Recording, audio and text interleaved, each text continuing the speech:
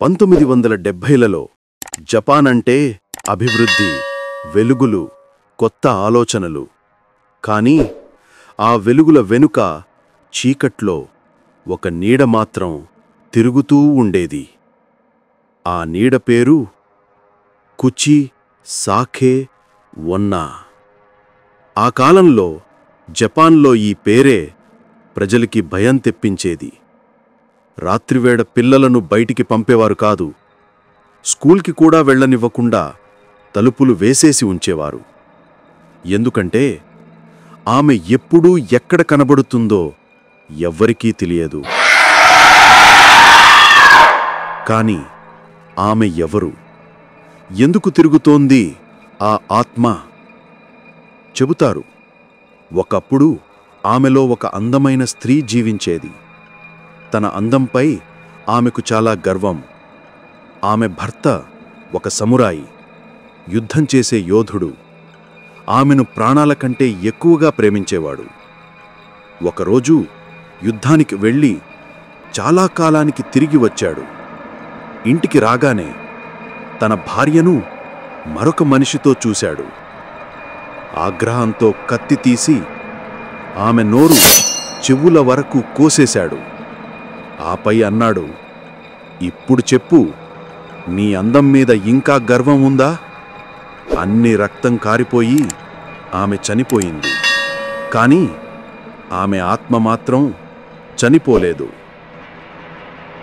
అప్పటి నుండి ఆమె ఆత్మ తన ముఖం మాస్క్తో కప్పుకొని జపాన్ వీధుల్లో తిరుగుతూ ఉంటుంది. ఎదురుగా వచ్చిన వారిని, ప్రత్యేకంగా చిన్నపిల్లలను ఆపి ఒకే ప్రశ్న అడుగుతుంది, నేను అందంగా ఉన్నానా? పిల్లలు ఆమె కళ్ళలోని అందం చూసి, అవును, మీరు చాలా అందంగా ఉన్నారు అంటారు. అప్పుడు ఆమె మాస్క్ తీసేస్తుంది. ఆమె ముఖం భయంకరంగా చీలిపోయి ఉంటుంది. నోటికి చెవుల దాకా కత్తితో కోసినట్టుగా. రక్తం చిందుతూ మళ్ళీ అదే ప్రశ్న అడుగుతుంది, ఇప్పుడు చెప్పు, నేను అందంగా ఉన్నానా? పిల్లలు భయంతో వణుకుతారు. అవును అంటే ఆమె చేతిలో ఉన్న పెద్ద కత్తితో వారి నోరు కూడా అలాగే చీలుస్తుంది. అక్కడికక్కడే చనిపోతారు. కాదు అంటే ఒక క్షణం ఆలోచించకుండా వారిని చంపేస్తుంది. కానీ కొద్ది కాలం తర్వాత ఆమె ఒక్కసారిగా అదృశ్యమయ్యింది. ఎక్కడికి వెళ్ళింది, ఎందుకు వెళ్ళింది ఎవ్వరికీ తెలియదు. కానీ నమ్మకం ఉంది, ఆమె ఇంకా ఎక్కడో ఉంది. ఒకరోజు మీరు కూడా రాత్రి రోడ్డుపై ఒక మాస్క్ వేసుకున్న స్త్రీని చూస్తే, ఆమె అడిగితే, నేను అందంగా ఉన్నానా? భయపడకండి.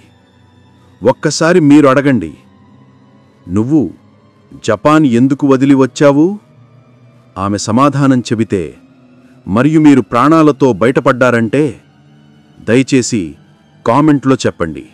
ఛానల్కి సబ్స్క్రైబ్ చేయండి. మీ గుండె గడగడలాడే కొత్త హారర్ స్టోరీని మిస్ అవ్వకండి. బెల్ ఐకాన్ నొక్కటం మాత్రం మర్చిపోవద్దు.